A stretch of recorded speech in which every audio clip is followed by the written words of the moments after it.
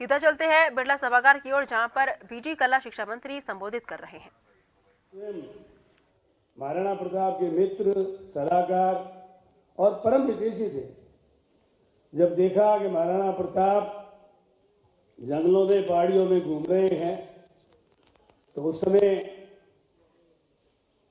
एक इतिहास रचा गया। उसका नाम था कोनी गोरो नाम रेतरो हल्दी घाटी अठे उग्यो इतिहास पूजी जे इंडी माटी। इन सब भावनाओं से प्रेरणा लेकर भामा साहब ने अपनी सारी जीवन की संपत्ति को महाराणा प्रताप को समर्पित कर दिया है। और वो संपत्ति कितनी थी आप अंदाज लगा सकते हो?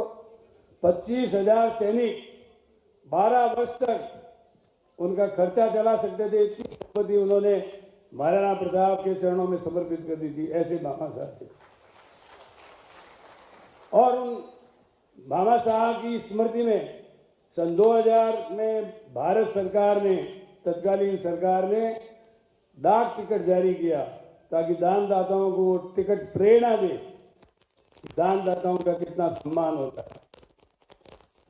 राष्ट्रपिता महात्मा गांधी जी कहते थे, आप धन के ट्रस्टी हैं, आप अपनी आवश्यकता के अनुसार उपभोग करें, लेकिन उसके पास यदि अतिरिक्त धन है तो उस धन को परोपकार के कार्यों में, समाज के हितार्थ लगाएं। इसलिए वो कहते थे, आप धन के ट्रस्टी हैं।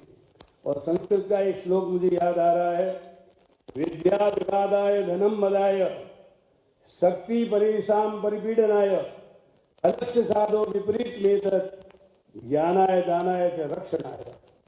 जिसके पास विद्या होती है और वो दूसरों को सिखाने के काम में लेता है, जिसके पास धन है और वो परोपकार और धर्मार्थ काम में लेता है, और जिसके पास ताकत है, शक्ति है, और वो दूसरों की, पीड़ित मानव की रक्षा करता है, ऐसे व्यक्तियों को सज्जन व्यक्ति कहा गया है।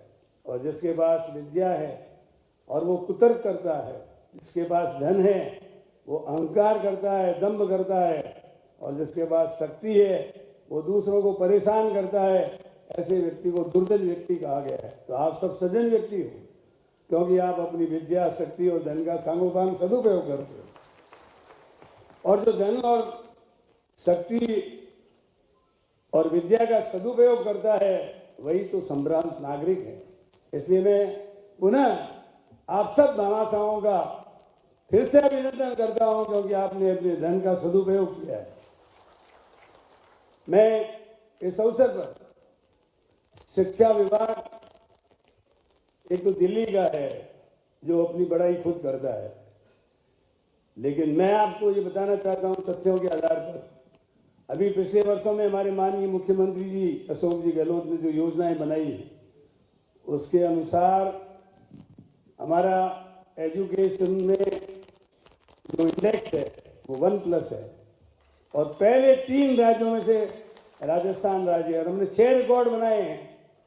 सबसे पहला रिकॉर्ड तो हमने ये किया कि अगस्त में 12 अगस्त को मेरे यहाँ सामूहिक गीत एक साथ सारी स्कूलों में गाए गए, देशभक्ति के, विश्व रिकॉर्ड बना। उसके बाद महात्मा गांधी जी के जन्म दिवस के ऊपर सर्वधर्म प्रार्थना सभा की। आजकल लोग देख रहे हो, कोई भाषा के नाम पर, कोई जाति के नाम पर, कोई धर्म के नाम पर देश को तोड़ने की कोशिश कर रहे हैं।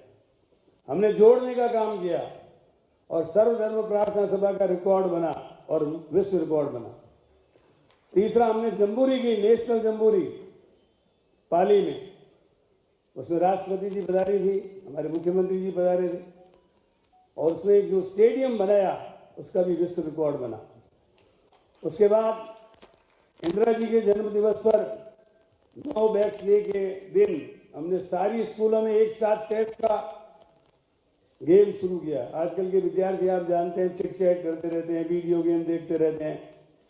हमने उनका ध्यान डाइवर्ट करने के लिए ये कहा कि आप चेस खेलो। चेस दिमाग का गेम है, उससे आदमी की प्लानिंग की शक्ति, उससे उसकी सोचने की शक्ति, उससे एक तरीके से खेल में रुचि